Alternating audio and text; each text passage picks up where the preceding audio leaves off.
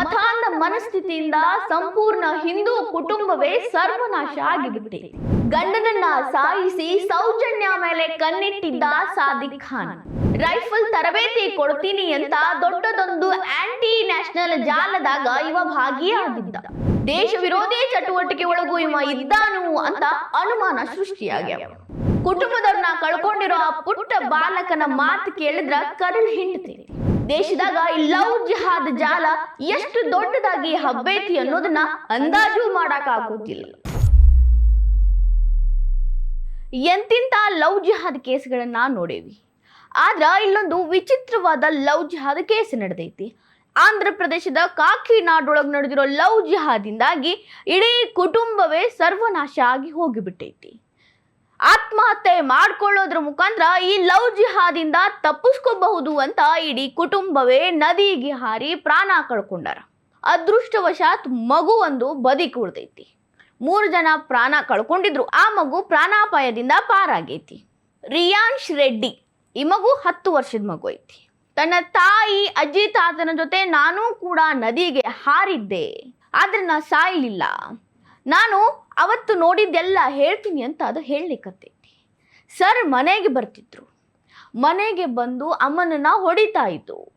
ಜೋರಾಗಿ ಹೊಡಿತಿದ್ರು, ಕಾಸು ಕೇಳ್ತಿದ್ರು, ಏನೇನೋ ಮಾತಾಡ್ತಿದ್ರು. ನನಗದೆಲ್ಲ ಅರ್ಥ ಆಗಿಲ್ಲ. ಆದರೆ ಹೊಡಿತಿದ್ರು, ಸಿಕ್ಕಾಪಟ್ಟೆ ಹೊಡಿತಿದ್ರು. ಅಜ್ಜಿ ತಾತ ಬಿಡಿಸಿದ್ರು, ಅವರನ್ನು ಹೊಡಿತಿದ್ರು, ಚಿತ್ರಹಿಂಸೆಯನ್ನ ಕೊಡ್ತಾ ಇದ್ರು ಅಂತ ಮಗು ಹೇಳ್ತು.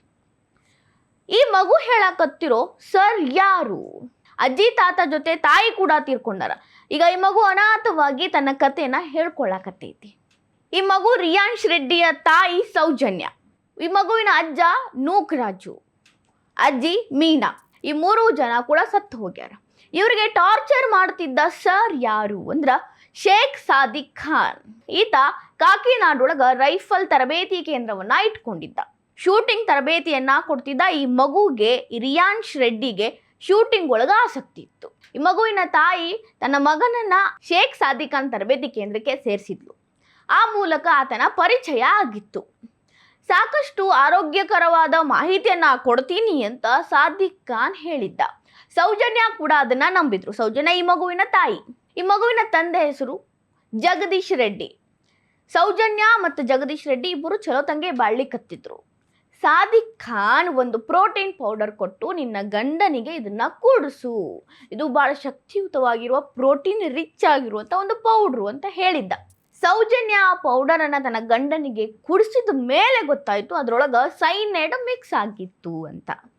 ಸಾದಿಕ್ ಖಾನ್ ಸೌಜನ್ಯ ಮೇಲೆ ಕಣ್ಣಿಟ್ಟಿದ್ದ. ಹೆಂಗಾರೆ ಮಾಡಿ ಆಕಿನ ತನ್ನ ಬುಟ್ಟಿಗೆ ಹಾಕೋಬೇಕು ಅಂತ ತಂತ್ರ ರೂಪಿಸಿದ್ದ. ಆ ತಂತ್ರದ ಭಾಗನೇ ಆಕೆ ಗಂಡ ಜಗದೀಶ್ ರೆಡ್ಡಿಯನ್ನ ಸಾಯಿಸೋದು. ಆತನ ತಂತ್ರ ಫಲಿಸಿತ್ತು. ಆತ ಸತ್ತು ಹೋಗಿದ್ದ. ಅದಾದ ಮೇಲೆ ಆಕೆಗೆ ಸಾಂತ್ವನ ಹೇಳುವ ರೀತಿಯೊಳಗ ಬರ್ತಿದ್ದ. ಆವಾಗ ಸೌಜನ್ಯ ಗೊತ್ತಿರಲಿಲ್ಲ ಆ ಪ್ರೋಟೀನ್ ಪೌಡರ್ ಒಳಗ ಸೈನೈಡ್ ಮಿಕ್ಸ್ ಐತಿ ಅನ್ನೋದು. ದಿನ ಕಳೆದಂಗ ಈ ಸಾದಿಕ್ ಖಾನ್ ಅವ್ರ ಮನೆಗೆ ಹೋಗೋದು ಬರೋದು ಜಾಸ್ತಿ ಆಯ್ತು. ಆಗ ಸೌಜನ್ಯಾಗ ಹೇಳ್ದ ತಾನೆ, ನಿನ್ನ ಗಂಡನನ್ನ ನೀನೇ ಸಾಯಿಸಿದ್ದು, ಅದರೊಳಗೆ ಸೈನೈಡ್ ಮಿಕ್ಸ್ ಇತ್ತು, ಈಗ ನಿನ್ನ ಮೇಲೆ ಕೇಸ್ ಆಗುತ್ತಂತ ಬ್ಲ್ಯಾಕ್ ಮೇಲ್ ಮಾಡಕ್ ಶುರು ಮಾಡ್ದ. ಯಾವ ರೀತಿಯ ಬ್ಲ್ಯಾಕ್ ಮೇಲ್ ಅಂದ್ರೆ ಆಕೆ ಆಸ್ತಿ ಹಣಕ್ಕೂ ಕೈ ಹಾಕ್ದ. ಆಕೆ ಜೊತೆ ಸಂಬಂಧವನ್ನು ಬೆಳೆಸಿದ್ದ. ಕೊನೆಗೆ ಕನ್ವರ್ಟ್ ಆಗಬೇಕು, ಕಲ್ಮಾ ಓದಬೇಕು, ನಿನ್ನ ಇಡೀ ಆಸ್ತಿಯನ್ನ ನನ್ನ ಹೆಸರಿಗೆ ಬರೆದು ಕೊಡಬೇಕು ಅಂತ ದೊಡ್ಡ ದೊಡ್ಡ ಬ್ಲ್ಯಾಕ್ ಮೇಲ್ಗಳನ್ನ ಶುರು ಮಾಡಿದ್ದ. ಒಂದು ವೇಳೆ ಆಕೆ ಆಗೋದಿಲ್ಲ ಅಂತಂದ್ರ ನಿನ್ನ ಗಂಡನ ನೀನೇ ಕೊಂದಿದ್ದಿ ಅಂತ ಎಲ್ರಿಗೂ ಹೇಳಿಬಿಡ್ತೀನಿ ಅಂತ ಹೆದರಿಸ್ತಿದ್ದ, ಬ್ಲ್ಯಾಕ್ ಮೇಲ್ ಮಾಡ್ತಿದ್ದ. ದಿನ ಹೊಡಿತಿದ್ದ, ದಿನ ಚಿತ್ರಹಿಂಸೆಯನ್ನ ಕೊಡ್ತಿದ್ದ. ಅದನ್ನೇ ಆ ಮಗು ಚಿತ್ರಹಿಂಸೆ ಕೊಟ್ಟಿದ್ದನ್ನ ನೋಡಿ ಹೇಳಿತ್ತು. ಇದಿಷ್ಟಕ್ಕೆ ಸುಮ್ಮಾಗ್ಲಿಲ್ಲ. ಆಕೆ ತಂದೆ ತಾಯಿ ಹತ್ರ ಹೋದ್ಲು. ಸೌಜನ್ಯ ತನ್ನ ತಂದೆ ನೂಕರಾಜು ಮತ್ತು ಮೀನಾ ಹತ್ರ ಹೋಗಿ ಇದನ್ನೆಲ್ಲ ಹೇಳ್ಕೊಂಡಾಗ ಇದಕ್ಕೆ ಯಾವುದೇ ರೀತಿ ಪರಿಹಾರ ಅವ್ರ ಕಣ್ಣಿಗೆ ಕಾಣಿಸಿಲ್ಲ. ತಮ್ಮ ಅಳಿಯನ ಸಾವಿಗೆ ಮಗಳೇ ಕಾರಣ ಆದ್ಲಲ್ಲ, ಸಮಾಜದಾಗ ಹೆಂಗ್ ತಲೆ ಎತ್ತಿ ಬದುಕೋದು ಅಂತ ಅವರಿಗೂ ಕೂಡ ಚಿಂತೆ ಚಾಲು ಆಯ್ತು. ಈಗೇನು ದಾರಿ ಕಾಣಿಸಿಲ್ಲ ಅಂತ ಹೇಳಿ ಸೌಜನ್ಯ ಅವರ ತಂದೆ ತಾಯಿ ಮತ್ತು ಸೌಜನ್ಯ ರಿಯಾನ್ಶ್ ರೆಡ್ಡಿ ಈ 4 ಜನ ನದಿಯನ್ನ ಹಾರಿ ಪ್ರಾಣ ಕಳ್ಕೊಳ್ಳೋ ಡಿಸೈಡ್ ಮಾಡ್ತಾರೆ. ಆದ್ರ ಸೌಜನ್ಯ ತನ್ನ ಡೆತ್ ಲೆಟರ್ ಅನ್ನ ತನ್ನ ಸ್ಕೂಟಿ ಒಳಗೆ ಇಟ್ಟಿರ್ತಾಳೆ. ಸೌಜನ್ಯ ಅವರ ತಂದೆ ಕೂಡ ಒಂದು ಡೆತ್ ಲೆಟರ್ ಅನ್ನ ತಮ್ಮ ಕಾರ್ ಒಳಗೆ ಇಟ್ಟಿರ್ತಾರೆ. 4 ಜನ ಸಾಯ್ಬೇಕು ಅಂತ ನದಿಗೆ ಹಾರಿದಾಗ ರಿಯಾನ್ಶ್ ರೆಡ್ಡಿ ಮೀನುಗಾರರ ಬಲೆಗೆ ಸಿಕ್ಕಾಕೊಂಡು ಅದೃಷ್ಟವಶಾತ್ ಅನ್ಬೇಕು ದುರಾದೃಷ್ಟವಶಾತ್ ಅನ್ಬೇಕು ಗೊತ್ತಿಲ್ಲ, ಬದಿಕುಳಿದಾನ. ಪಾಪ ಈಗ ತಬ್ಬಲಿಯಾಗಿ ಆ ಮಗು ತನ್ನ ತಾಯಿ ತನ್ನ ಅಜ್ಜಿ ತಾತನ ಸಾವಿಗೆ ನ್ಯಾಯ ಕೇಳಲಿಕ್ಕತ್ತೈತಿ. ಸೌಜನ್ಯ ತನ್ನ ಡೆತ್ ನೋಟ್ ಒಳಗ ಇದರ ಬಗ್ಗೆ ಉಲ್ಲೇಖ ಮಾಡಿ ಈ ಸಾದಿಕ್ ಖಾನ್ ನನ್ಗ ಇಲ್ಲಿಲ್ಲದ ಚಿತ್ರಹಿಂಸೆಯನ್ನ ಕೊಟ್ಟಿದ್ದಾನ, ಅದಷ್ಟೇ ಅಲ್ಲ ನನ್ನ ಗಂಡ ಜಗದೀಶ್ ರೆಡ್ಡಿಯ ಸಾವಿಗೆ ಈತನೇ ಕಾರಣ, ಪ್ರೋಟೀನ್ ಪೌಡರ್ ಅಂತ ಹೇಳಿ ಸೈನೈಡ್ ತಿನ್ನಿಸಿ ನನ್ನ ಗಂಡನನ್ನ ನನ್ನ ಕೈಯಿಂದಲೇ ಸಾಯಿಸಿದ್ದಾನ ಅಂತ ಬರ್ದಾಳ.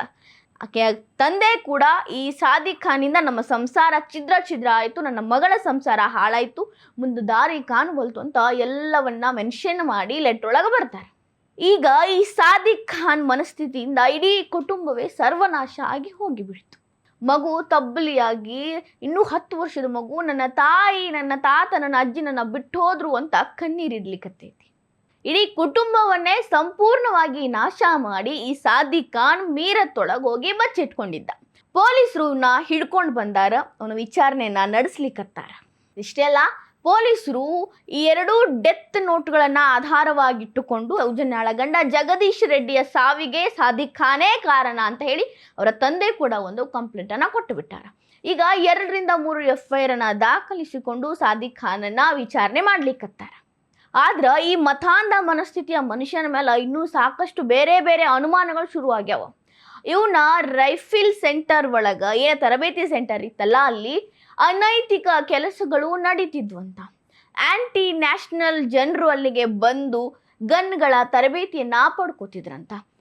ಟೆರರಿಸ್ಟ್ಗಳ ಜೊತೆ ಇವನಿಗೆ ನಂಟೈತಿ, ಒಂದು ಸಲ ಸೌಜನ್ಯಾಗೂ ಕೂಡ ಟೆರರಿಸ್ಟ್ ಕೈಗೆ ಒಪ್ಪಿಸ್ತೀನಿ ಅಂತ ಬ್ಲ್ಯಾಕ್ ಮೇಲ್ ಮಾಡಿದ್ದಂತ.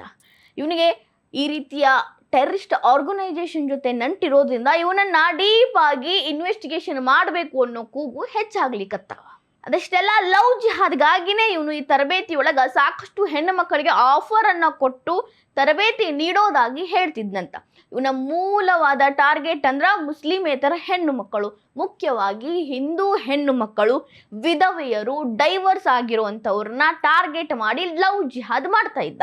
ಇನ್ನೊಂದು ಎಷ್ಟು ಮಂದಿ ಜೀವನದಾಗ ಇವ ಆಟ ಆಡೇನ ಅನ್ನೋದು ವಿಚಾರಣೆ ನಂತರ ಗೊತ್ತಾಗೋದೈತಿ. ಈಗ ಒಂದು ಹಿಂದೂ ಕುಟುಂಬ ಸಂಪೂರ್ಣವಾಗಿ ನಾಶ ಮಾಡಿರೋ ಈ ಮತಾಂಧ ಒಬ್ಬ ಆರೋಪಿ, ಒಬ್ಬ ಕ್ರೈಮ್ ಮಾಡಿರೋ ಆರೋಪಿ ಅಥವಾ ಅಪರಾಧಿ ಅಂತ ನೋಡೋ ಬದಲು ಇವನ ಮನಸ್ಥಿತಿ ಎಂಥದ್ದು ಅಂತ ಯೋಚನೆ ಮಾಡಬೇಕಾಗಿತ್ತು.